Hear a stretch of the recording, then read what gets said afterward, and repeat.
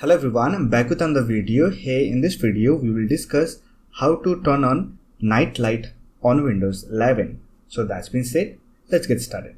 Night light is a Windows 11 feature that allows us to filter blue light that is coming from our display screen by adjusting the color temperature. So to enable light mode on Windows 11, simply in the search option, search for settings and open it.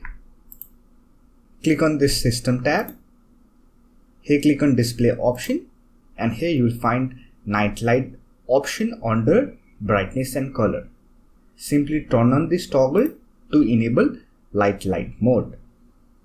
Now if you want to adjust the color temperature, simply click on this option and here you will find a strength. Simply use the slider to adjust the color temperature.